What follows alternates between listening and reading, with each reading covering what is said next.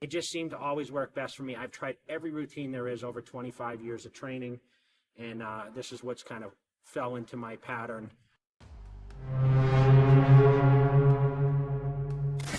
All right, so little arm action, and I've always liked training arms kind of together. I've learned through my routines. I've done many routines where I did back and bis together, or chest and tris, or shoulders and tris, shoulders and biceps. But I found the best thing that works for me always is biceps and triceps together. I added some forearms in today, and I'll go over that routine. But more importantly, remember, I always do triceps before I do biceps. Now, why do I do that? I always had a harder time getting a pump in my biceps. And when I do tricep work first, the first set of biceps, I'm always pumped. So if you guys haven't tried doing bis and tris together, try always starting with triceps, then go into your bicep training right after and see how much pump your arms actually get. It always was better for me. I didn't start off with genetically big arms. So for me, you know, my main thing is to focus on repetitions. I always did 12, 15 reps. I don't worry about his weight as much, but let me just go through the routine a little bit. So I try to put everything in my phone here so I know kind of what I do for workouts. I'm still kind of tracking things a little bit. But I started with rope press downs, always the first thing to warm up my elbows. I don't have any elbow pain even at 45 years old, which is amazing. And I think it's because I've been careful about my joints, and I always warm up doing rope presses, okay? Doing, you know, 2 warm-up sets, and I do at least 3 working sets of 12 reps.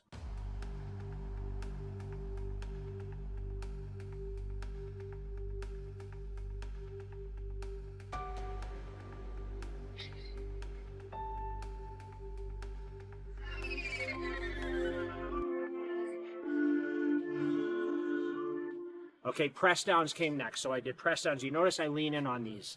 Now, a lot of people say, oh, he's doing it wrong or whatever else. It's just the way I feel it the most. This is going to really work the meat of your tricep. And I do 3 working sets there of 12 repetitions each, okay?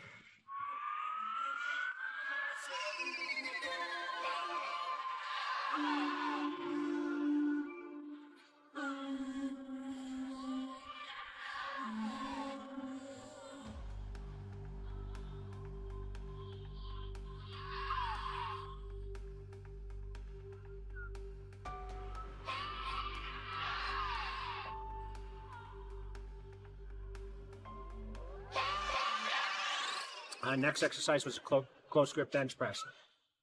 Probably one of the 2 movements I always suggest to build mass in the triceps. With this, focusing on 12 reps, you see the last set I did 20 reps, just to really get the weight in there.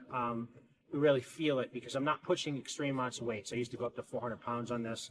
Now just going up to maybe 185, maybe 200 pounds at the max for 12 repetitions, okay?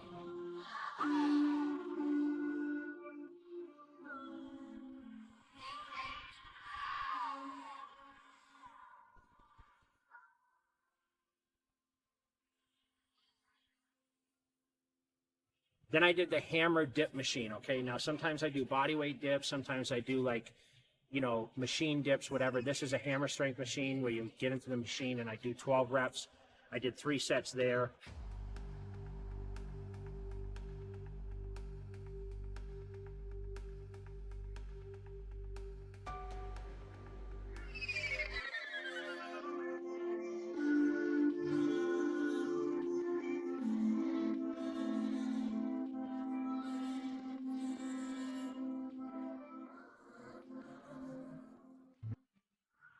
And then I did the hammer tricep extension, which is, I always suggest some sort of overhead with something that really gets a stretch on the tricep, and that hammer machine kind of did that. I did 2 arms at a time. I did 3 sets there, focusing on 12 repetitions with both arms, okay?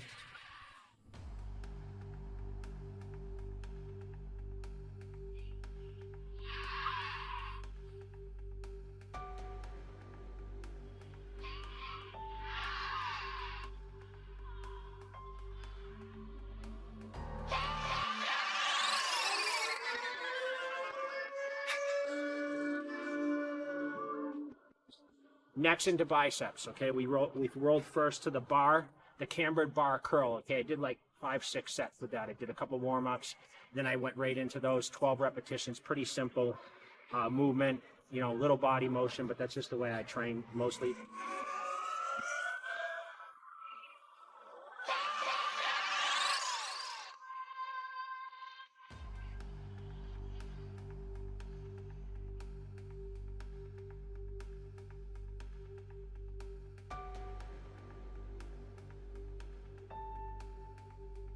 Next was seated dumbbell curl. So you see I alternated arms back and forth. Try to do at least 8 repetitions on each arm, so 16 total reps, sometimes 20. Did 3 sets there.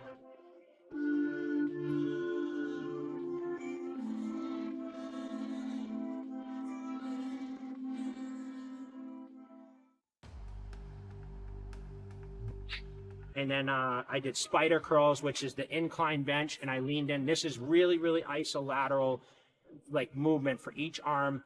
This is great. I did this exercise for the 09 comeback when I was training under the FST7 training principles. And for me, this really helped build more of a fuller bicep for me because it takes the shoulders out, leaning on the incline bench. It's really just concentration on the bicep tendon itself, okay?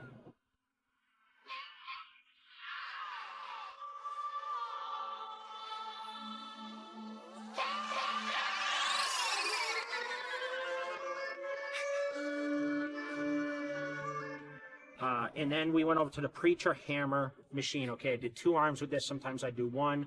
Did 3 sets here, 12 reps, nothing fancy, just something that keeps the elbow in a locked position.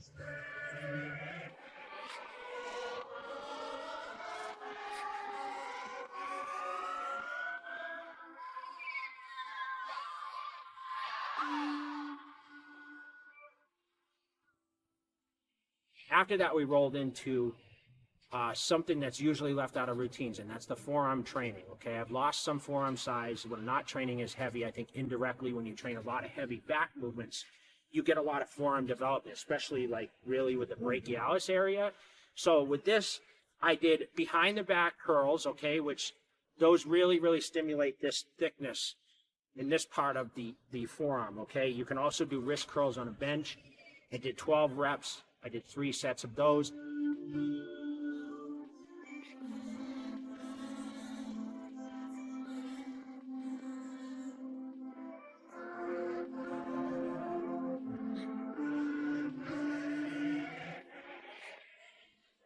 And then I turned around and I did a lighter weight where I focused more on the front meaty part and also a little bit on the bicep where I did reverse curls, 12 reps, 3 sets, okay?